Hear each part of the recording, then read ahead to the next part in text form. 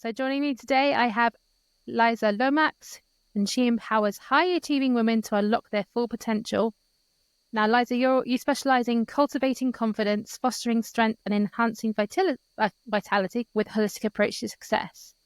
And now I know you do a lot of work looking at sort of mind-body relationships, and you particularly work with ambitious women who want to break free from the cycle of prioritizing external demand, which I love. So you're kind of essentially you're a holistic success coach. First of all, thank you for coming. Thank you. Thank you. And so can you share your journey as to how you became a holistic success coach? It's a little tongue twister. Holistic success coach. Yes. So if you just say it just a little bit slower, you can say it. But so I have my own transformational story as to why I do what I do. I struggled with perfectionism and people pleasing and doormat syndrome, and I've been 100 pounds and I've been over 300 pounds, and it never mattered where I was on the scale, no pun intended. I was always unhappy with who I saw in the mirror. And I struggled with eating disorders, toxic relationships. Between the ages of 14 and 24, I did over 250 different diet programs. Wow. All sorts of things. I did 15 years of theater acting. And so you had to put on a different persona. But then it also taught me how to play a part, play a mask, play a role. There was good things and bad things that came with it. And I was the oldest of four. My mother suffers from mental illness, whether she chooses to believe that or not. I had to take on the role of being the caregiver. And I had to take on the role of being perfect for my siblings. In this sense of perfectionism and overachieving, I was told that if I didn't do this, I would not be successful. Or if I didn't do this, I wouldn't be successful. And I was literally told that I was not good enough. So I kept striving and striving and striving and doing and doing and doing and going and going. You know, we're between the ages of 8 and 10, especially women, little girls, we're told that if we don't dress and say and do all these different ways, then we're really not good enough. So we spend our whole lives trying to change ourselves, how to find this happiness, going outside of ourselves, fulfillment, to change something about ourselves. And I realized that, so to kind of back up, I was over 300 pounds and I even lost 105 pounds. And I still looked in the mirror and hated who I saw. So I knew that the transformation or the stuff was in the inside. I had to take care of what's going on in the inside first before I could change the outside appearance if that's what I desired. And because we are constantly going outside of ourselves for this to change something about ourselves, when really the work has to be done inside. And so I knew that at the time, and I went out and did all the things that you think you're supposed to do, go to therapy and read all the self-help books. And back then, the self-help books was a little bit like, well, you were hiding in the back store of the bookstore because you don't want people seeing you reading a self-help book because then they'd wonder what was wrong with you. Absolutely. When now it's like celebrated, like self-development, celebrated. So now if you don't have a self-help book, we're like, there's something wrong with you. You need a self-help book. Yes. And so, but I did other things, but it came to the realization that I was still going outside of myself, and that what needed to change was the habits, the stories, the behaviors, the things that I kept telling myself, the things that I was triggered by, all the stuff that was going on internally. And once I could take care of that, and once I did take care of that, everything else fell into place. And I knew that I'm like, well, this is the magic potion. This is the magic pill that everybody's striving for and looking for. And so that sent me on my journey of coaching. And I've been coaching for about 15 years now. Amazing. And what's really interesting about your story is how young it started with those feelings of inadequacy and those feelings to be perfectionist. And you and I both know that, the ages of 0 to 7 are the times in children's lives where they're most spongy. They take in everything. And what you're said to at those ages do affect you in later life. I do. Yeah. They do. They do. And as women, as little girls, we're conditioned, we're conditioned to be unpaid caregivers for the rest of our lives. So we're already set up to put ourselves on the back burner. That Hmm. self-care is selfish. Like taking care of yourself is selfish. You have to take care of everybody else around you. When in actuality, it's the complete opposite. Yeah. We cannot thrive or survive without taking care of ourselves because for one, our bodies are home. This is our home. It's the only home we've got.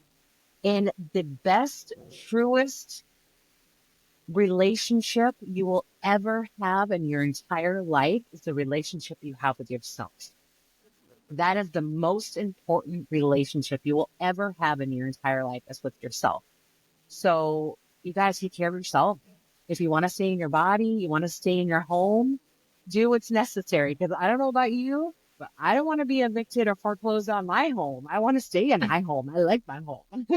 Absolutely. But it's a really good point you make because, and I've had different struggles, but for the same reasons in terms of not putting myself forward first. And I've prioritized work. I've prioritized other people's problems. I've prioritized other Yes. people's well-being.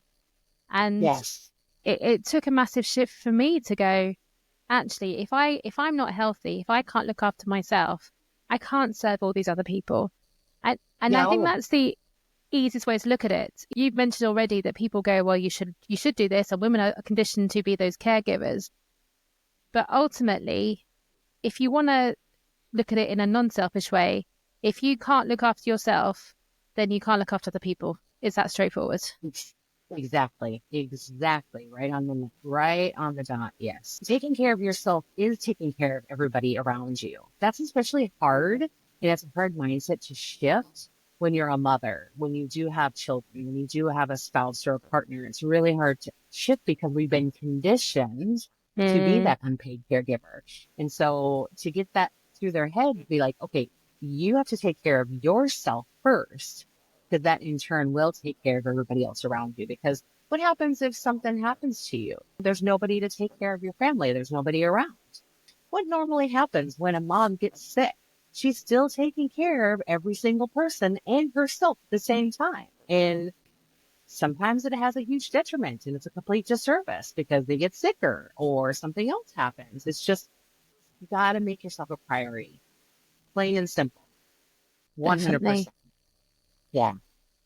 Now, can I ask you about the 250 diets that you did? And I think this is a common pattern. You're not the first person, you won't be the last person who does dieting. Was there an earlier point where you thought maybe this isn't the right way, but you just didn't know how to do anything else? When did you realize there was another way of being and living and that holistic approach that you bring now? Yeah. So I actually was about 26 and I was over 300 pounds. And my child at the time, I do have an adult child now, but at the time they were two. And the doctor told me that if I didn't lose weight, I was going to die. I had high blood pressure, high cholesterol, borderline diabetic. There's a lot of just health issues, heart issues, all kinds of issues. And so that's when I lost 100. I was like, well, I want to live to see my child grow older, so I'll lose the weight Yeah, for him. Again, people pleasing, perfection, like, okay, going outside, doing something for somebody else, not myself. So I ended up losing the 105 pounds. And I went back to the same habits and the same stories and the same beliefs and everything. I went back to the same thing. And it was another 4.5 years, close to 5 years down the road where I literally hit a rock bottom. And this was my second chance. And whether you believe in God, higher source, higher power, whatever it is that you believe in, I believe that God was telling me that I needed to change and something had to give or else I was no longer going to be here on this earth. And so that's kind of set me in the spiral of like, okay, how does one learn to love themselves? I wasn't given a how-to mm, book on how to self. Most of us are not. We're conditioned and we're brainwashed and by society, by our environment, by our home growing. It's like we take on those beliefs and habits and stories of it's just generational trauma passed down and passed down and passed down. And so knowing that I'm like, I had to shift, I had to change those things. I was scared. I was like, I don't want to do, that's icky. That's the hard stuff. I don't like, I had been my whole life going outside of myself and quick fix, like, what can I do? Oh, I'll go and I'll do this right here. And then I'll lose a couple weight and then I gain it back. And then I would do this. And then there would be something else I would fixate on. And there would be something else I would fixate on. And it was always about looking different on the outside. And really, it was like I felt so ugly on the inside. And that's what needed to happen. And that's what needed to shift. And that's what needed to change. And so, hitting the rock bottom, realizing I had to do the work. And then I realized, okay, let's focus on myself. Let's put myself first. Let's make myself a priority. Let's put my needs first. And let's see how this works. And it worked. I mean, it was like, that was the magic pill. That was like, okay, like it's an inside out job. You have to take care of what's going on in the inside first before anything else can shift in your brain. Yeah. Brilliant lesson. And one thing I've discovered is that when you are in alignment with yourself, everything does get easier. And I think Yes. weight loss is one of those things. So I do, don't do a lot of it, but some of my clients come to me for weight loss for hypnotherapy. And I had this saying, which is the problem is never the problem. It's not about weight. It's about self-worth and value. And, and weight loss isn't a quick thing anyway. And it's not like I can snap my fingers and we'll have a hypnosis sessions and suddenly you won't put on weight anymore. It doesn't work like that. What I have to do every time is take my clients to that point of acceptance of who they are and where they are. And then the weight comes off. And that is something that people, I think, don't realize because, like you say, you're looking for an external answer. The answer is always within. Like we all have the tools we need. It's accessing them. Yes. And oh, sorry. Go ahead. That's okay. No, I was going to say, and with your clients now, I guess, with your lessons learned and what you bring to them, do you find there's that resistance to understanding that it has to start with them, and how do you approach it? Yeah, I mean, of course, people are a little resistant to that, and especially moms, because they've been in that role of being a caregiver. And how I work with people is, okay, so most of the time, like you said, people come to you, say they want to lose weight. Like, okay, we'll lose weight. Okay. Really, if you've been on the yo-yo diet training and you've gained some, lost some, you're up and down, you're constantly going outside of yourself, constantly trying all the latest, greatest fixes, doing this and doing that, all these external stuff all the time. You're stuck in this disordered relationship with food, your body, and your mind. It's really just a disordered relationship. And so those are the people that are like, okay, they're the ones that are like, they're always the ones that come to me and they say, I want to lose weight. It's like, okay, we'll lose weight. Really, when it comes down to it, it has nothing to do with the weight. And you know this. It has nothing to do with the weight. The weight is a manifestation of what they're not wanting to deal with. The emotional eating is just a symptom of something that somebody is avoiding, that they don't want to have that heart-to-heart, face-to-face conversation about. That's all that is. And we all have some form of emotional eating because we all turn to food to fill our bodies so we don't feel an emotion. We all struggle with this. So I tell people, in order for the weight to drop off, when you're stuck in this pattern, in order for the weight to drop off, you have to handle the emotional baggage, the mental baggage, the spiritual and the psychological baggage that we hold on to. When you can release that, the physical weight drops off. It's amazing how that works. And you don't have to exercise. You don't have to have the latest, greatest diets or diet programs or nutrition programs or anything like that. When you release external baggage, all that stuff that you're holding on to, the physical weight drops off.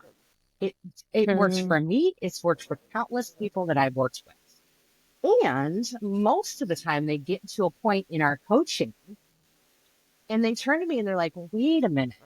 It's not about the weight, is it? Ding, ding, ding, ding, ding, ding. Right. They finally get it. It's like, oh, it's nothing about the weight. It has to do with how I feel about myself. my worthiness. I feel good. I'm worthy now. I feel good enough. Like the weight, I don't need to worry about the weight. And then it starts to drop off. It's Yeah. so mind blowing how this happens. I love it. Every time. No, I know I wish people understood that from the word go, right? Because every time I go through the same process, I want to lose weight. Okay, so here are the what I call, surface level things you can do: eat less, move more, drink more water, and sleep. Like those are the things you can do. Any of us can do these. Yes. But when you peel back that layer, lift the lid on what's going on inside, that's when the transformation will really happen. And that's where the Yeah. lasting transformation will happen. And in some Yes. ways, it's actually easier than eat less, move more, drink more water, and sleep more. Like, because you become aligned with what you need to do. You just do it. It becomes your Yeah. behavior, it becomes your habit. But people have all this resistance before they get there. I know. I know. They do. They do. It's mad, isn't it? It Um, is. It is. It's like if they just drop the resistance and just realize it is really easy. It is harder to stay in the space that you're in right now. It yeah, is so easy once you figure it out, and once it just like you, boom, it snaps in there, and it's like, oh man, why haven't I figured this out beforehand? Well, because I believe in divine timing for everything, and however it's going to happen, it's going to happen. And we can't dwell on the past. That's why the past is the past. We can't think about the future because the future is constantly changing based on decisions and choices we make in the present moment.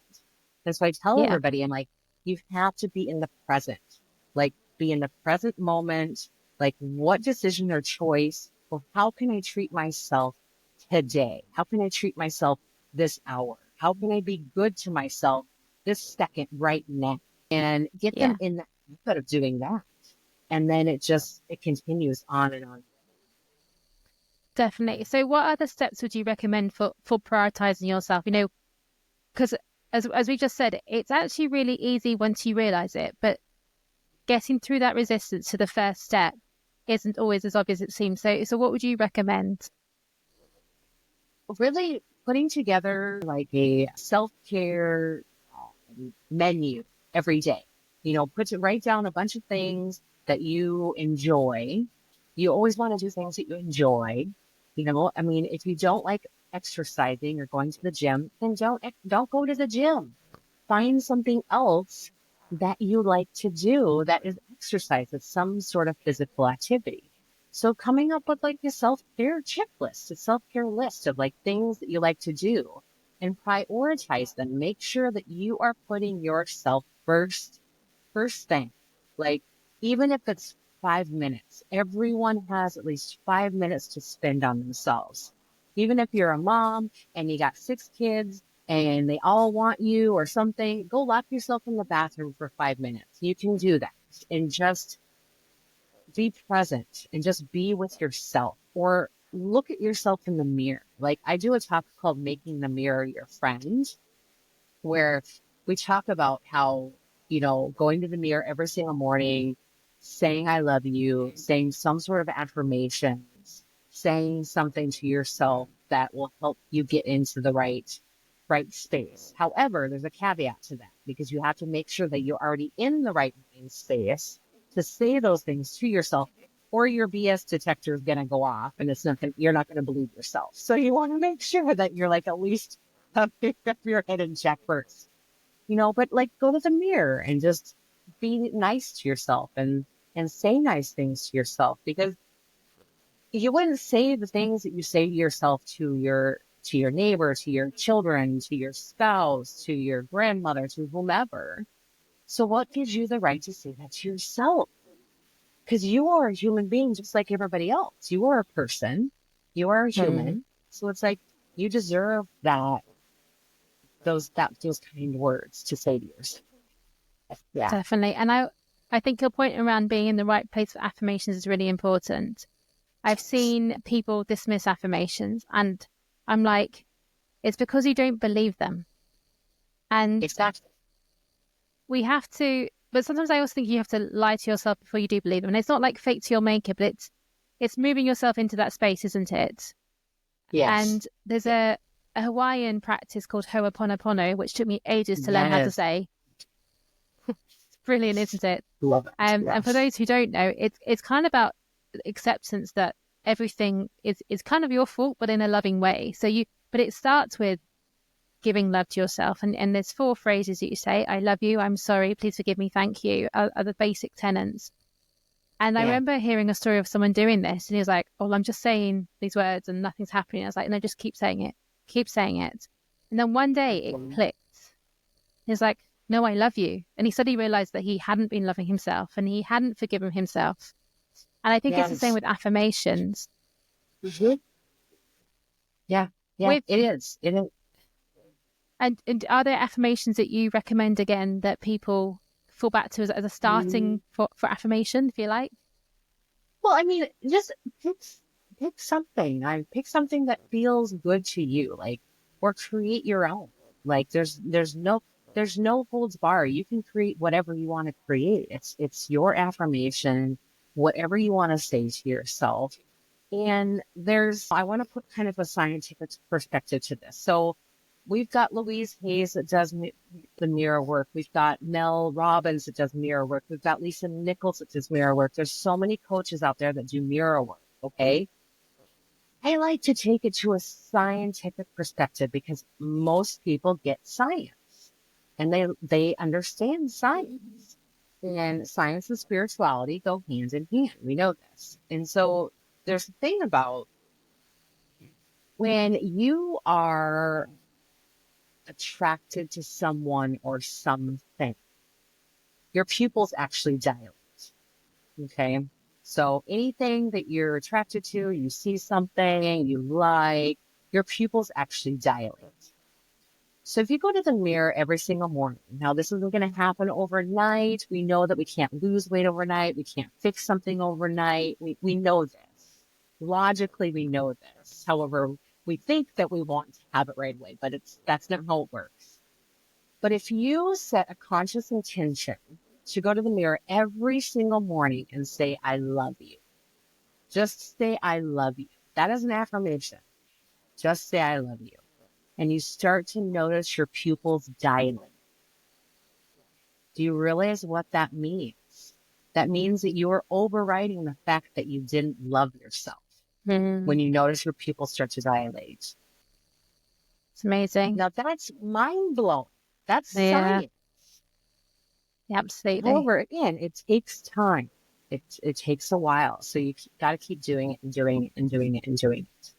And like you said, it's not a fake it till you make it. It is, but it isn't. It's like there's a fine line. It's like just make sure that you're not thinking negative thoughts while you go in there. Just be very neutral and be like, okay, what am I going to say to myself today? And it doesn't have to be the same exact thing every single day. However, saying I love you to yourself in the mirror is very, very powerful. Very powerful. So I I love suggest that. that. And I think actually it's so simple we forget that again how simple these things can be. Yes.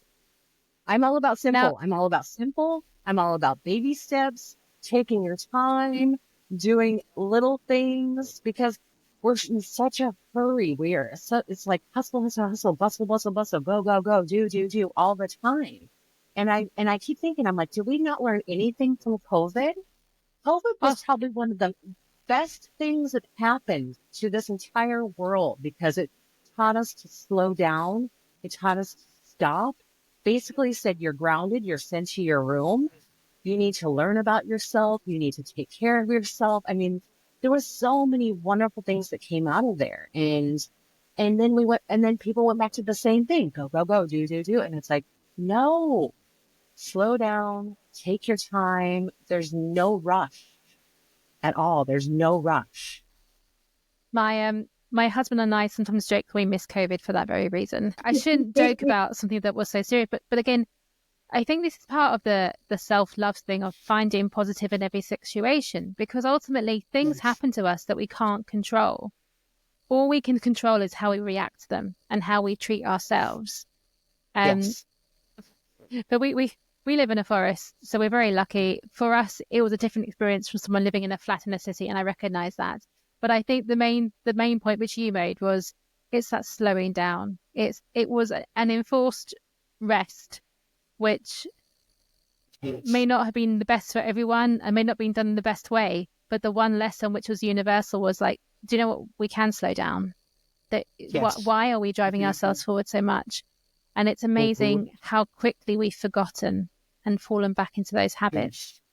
Yes. Yes. Yes. It is. We have really fallen back into a lot of older habits. Yes. And there was kind of three different kinds of people during COVID. There were the people that were like, you know what? I'm going to make change happen. I'm going to do this stuff. I'm going to take care of myself. I'm going to be on this self-help, self-love, self-care, self-compassion journey. I'm going to do the things. I'm going to take care of myself.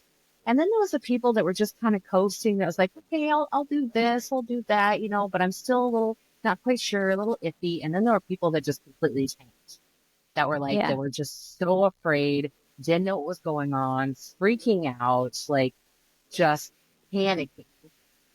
And we still have those people, and they're still panicking and they're still freaking out. And unfortunately, some people have fallen back into the older habits, like you said, because it was just this, they didn't take the time.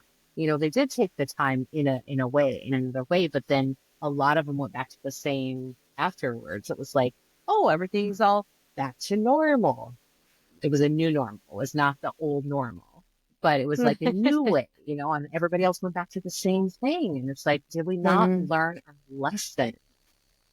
yeah. And it just breaks my heart when I see some people that spent all this time taking care of themselves and doing all the things, but then they weren't taking care of the mindset. It was like the outside appearance. It's like, oh, okay, I'm going to lose the weight. I'm going to eat healthy. I'm going to do all the things and da da da. It's like prime examples. Like come January 1st, what does everybody do on January 1st?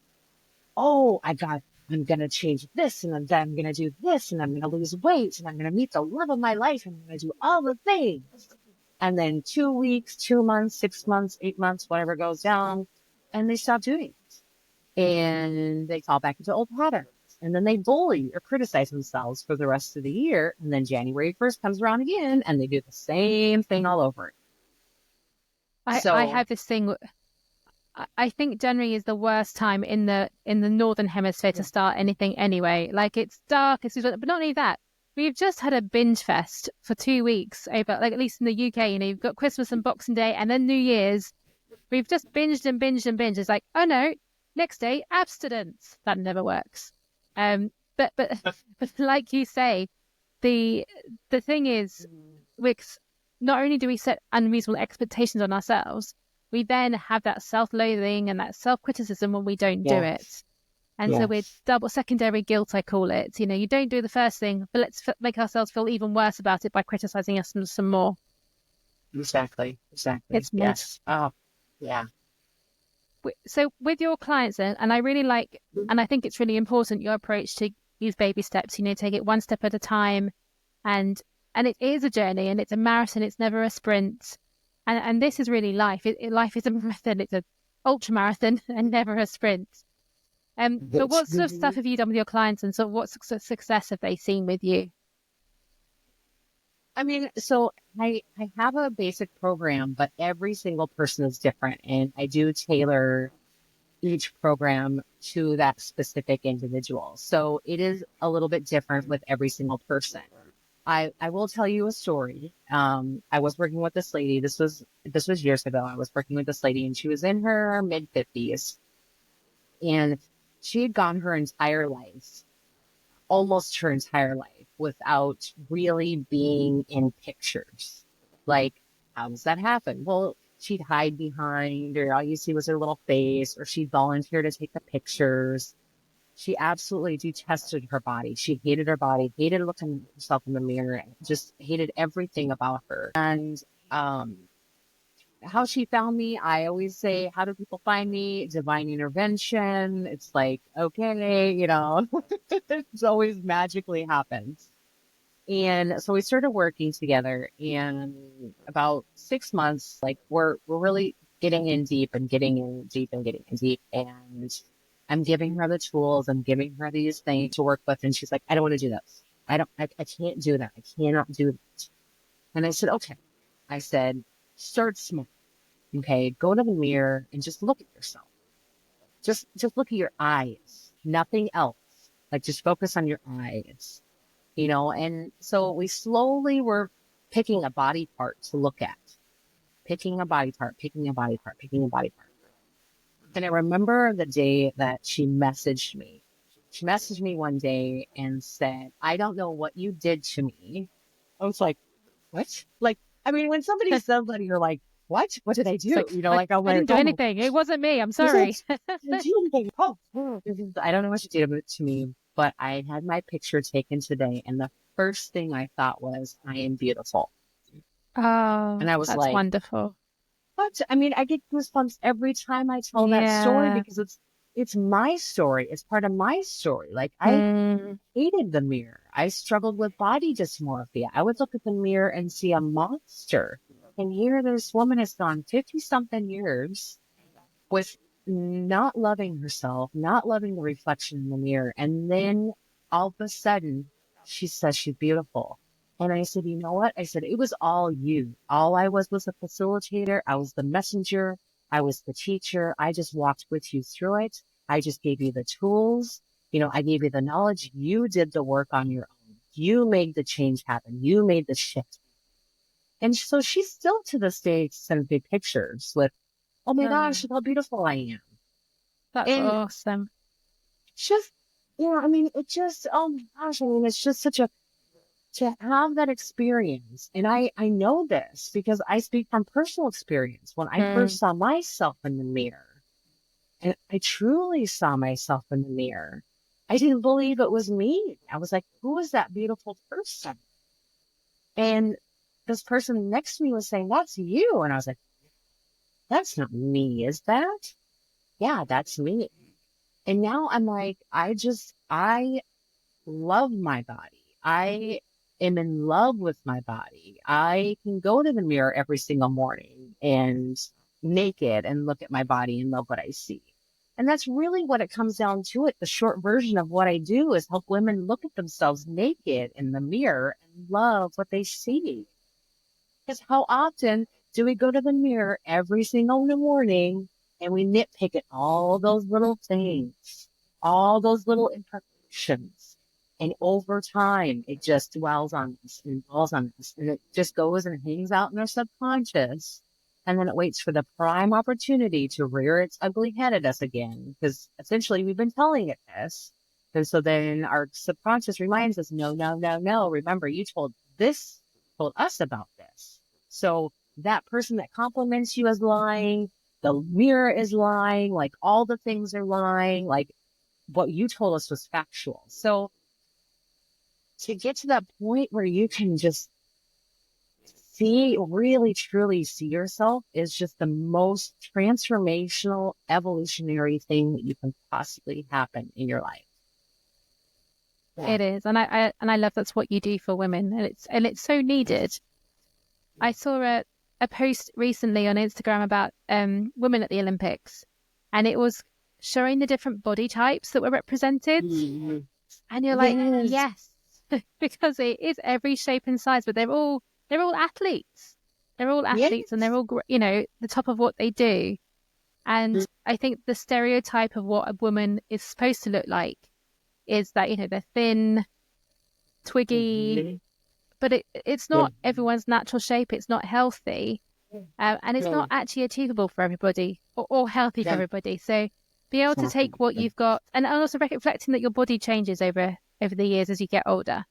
Exactly. It's you're not going to have a 20-year-old body at 40 necessarily. You might have something similar, but there might be a weakness somebody didn't have before, or there might be a different muscles group, or it changes.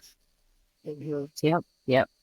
Yeah. It does. I mean, hormones change, your body shifts. You might have had children. I mean, things start sagging, things start shifting, things start moving other different directions. And you're like, what is going on? Like, just if you, the whole point is like embrace, and this is what I tell people. I'm like, embrace the body that you have right now. Okay. Mm. And if it changes, great. If it doesn't, that's great too. But it's like, if you can stay in the present with the body that you have right now and just focus on, okay, what does my body need right now? How can I love my body right now? You know, what can I give my body right now that will affect the choices and decisions I make right now for my future self? So no, you won't ever have that 20-year-old body again, or, that 30-year-old body again, because things have changed. You have to learn to accept your body as it is right now in the moment. And that's where things can start to shift. If you can accept your body in the moment right now, then you can working on changing it or shifting it if that's what you desire. Really, when it comes down to it, most people just want to be happy. They just want freedom. They want to be joyful. They want to be able to put on that swimsuit and go have some wonderful memories with their children or their partner, their spouse, or just having memories in general, not fighting. They want to be happy. I don't Yeah, know how many times people say, I want to be happy, I want to be joyful. Now, to me, that sounds like that has nothing to do with weight. Like, so, okay, how do we how do we create happiness? Okay, let's create happiness. amazing. No, definitely. Now, you've created your own happiness, obviously, and you're currently in Denmark. Is that Yeah, right? yeah. Yes, you are. But you're planning to go elsewhere. So, how did you come to be in Denmark? And I know you're looking to go to other places as well. That's part of your happiness journey, I think. Yes, it is. Yes. I'm a dual citizen, and I've been coming back and forth since I was a baby. And um, for the last for the last 4 years, I decided to make travel a priority. And it was something that I really desired. I really wanted to do. I wanted to explore the world. Even during COVID, I did this. And that brought me joy. That brought me happiness. And I decided to just be a nomad and be rather nomadic. I call myself a slow mad more than a nomad because I stay a little bit longer in places. So, 3 months here, 3 months here, a month here, a month there. And I've lived in over 11 countries in the last 4 years. Amazing. And it's been a magical journey. It's been a wonderful adventure. And right now I am up in Denmark, and my family is up here. So I have lots of family. My dad is Danish. My mom is American. And when my parents got divorced, my mom had custody of me, and she put me in American schools. I stopped speaking the language, yada, yada, yada. But the rest is history. So, but I still kept coming back and forth since I was a child. And we just celebrated our 60th family reunion at Uh, the beginning of July. It was just like, oh, to be here for that and to be able to experience Christmas here as an oh, good. adult. That was the first time I've been able to experience Christmas as an adult here. And so there's been some really magical times being up here. And um, I am going back to the US for a short period of time. And then I'm leaving it up to the universe as to where my next destination is going to be. I'm all about leaving it up to God, higher source, universe, whatever you want to believe, whatever signs come my way. And I've gotten a few little signs for Greece, which Greece is kind of my Disneyland. I've been there several times and I love being there. And energetically and astrologically, it's the best place for me to be, actually. That's a whole other topic that, that we could talk about, but It's another we conversation probably another don't have time. time for that.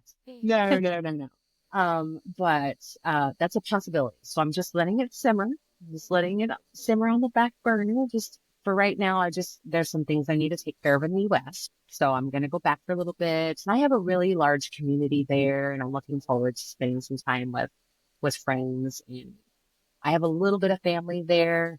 But my friends are my family. So I'm looking Yeah. forward to doing that. And then, yes, I'm not sure where my next destination is. I really would love to go and visit some Asian countries, Thailand, Vietnam, Cambodia. One day I will get there. There's so many places in the world, and when it comes to self love and self worth, so Mhm. I love travel as well, and I've also traveled a lot into other countries. And one of the things I find with travel is that it reminds you of who you really are, particularly when you go on your own or when you're going somewhere completely new. And like you say, you're leaving it up to the universe to decide where to go, and therefore you can't prepare for everything. You can't prepare for the cultural mistakes we all make because Yes. we all make them. I have asked for Mhm. some very wrong things in other languages because I've got pronunciation wrong or the Mhm. whatever. And but I think going back to the self-love thing, when you travel, you see new worlds and you see Mhm. new people and you see yourself through their eyes. And Yes. sometimes that's a really humbling experience because they look at you and go, well, clearly you're beautiful, you're smart, you're talented, you whatever. And you're like, I am, and that's why I think everyone should travel just to meet people who don't know them, who have no preconceptions and just go, hey, I'm a human, you're a human. Let's just be friends. Yes. Yes. Exactly. Yeah. I love going to other countries and experiencing the culture and the energy and the ambiance and of course the food. I'm a huge foodie. Like I've had a love-hate relationship with food for a long time because I was an emotional eater for 25 plus years. So now I've grown to actually love food and I honor food and I know that it's fuel and I know that I need it. And so I have a really loving relationship with food now. And so going to these other places, it's like, oh, I'm going to try all the things. There are so many And things to the try. yes, but really the number one thing that just brings me so much joy is the people, is meeting the people. And I have met some of the most amazing, loving, supportive people in this world. I mean, they're everywhere. And I lived in Ecuador for a while, and people in South So America will give you everything the shirt off their back. They will like, what do you need? I will give you whatever you need. And they're just such a magical people. I feel South American people are just amazing. And I can't say any more highly about, I mean, it's just like, they're just such wonderful people. But I've also gone to places like, like the UK, I've gone to Wales, I've gone to Ireland. I mean, I've met some of just the most wonderful people in this world that just will just do anything. Like, what do you need? How can I support you? How long are you going to be here for? Let's go out for coffee. Let's go out for this. So I have friends all over the world. And that's what brings me joy and I love the traveling is the people I get to meet. Yeah. that's amazing. Any last advice if you want to start the journey and you're afraid to reach out to somebody to say, look, I'm not happy? How would you encourage them to reach out? Well, if my content resonates with whoever's watching this, whoever's listening, I am on every social media platform, so you can find me pretty much everywhere and reach out. I'm here to support any way I can, even if we don't work together or if it's not a fit. I always offer a session. So I always offer a free session where we just have a conversation. We have a very organic conversation and talk about like where you're at, where you want to be and how to get there. And I always like to make sure it's a match first. But it's just a very organic conversation because again, I love to meet people. I like to meet people. So it's like, I want to hear your story. I want to hear about you. I want to hear about your fur babies and how many kids you have and like what your favorite color is. I mean, it's just, I want to know about you. And so always having that conversation. But if it's, you can stalk me on social media. I give you full permission to stalk me on social media. You can find me everywhere. I'm literally everywhere. And to start just really, again, going to the mirror every single morning and just say something nice to yourself, or write a post, like get a post-it or get a piece of paper and just write down things, everything that you're grateful for, anything and everything that you're grateful for, and put it somewhere where you see it every day. And so then you can just like look it down and like, okay, these are all the things I'm grateful for. So quantum physics says that if you can stay in a level of gratitude for at least 17 seconds, we can maintain that vibrational level of gratitude. And of course, as humans, because we're spiritual beings having a human experience, we're going to have pitfalls. We're going to have stumbles. We're going to like get out of whack.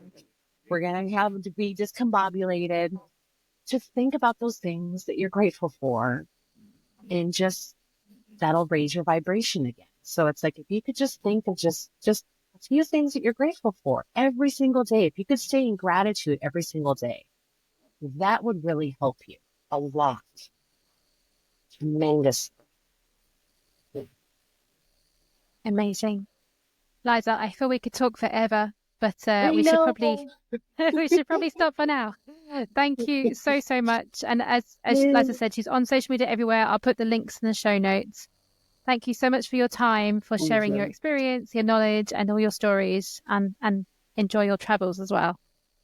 Thank you. Thank you. You think?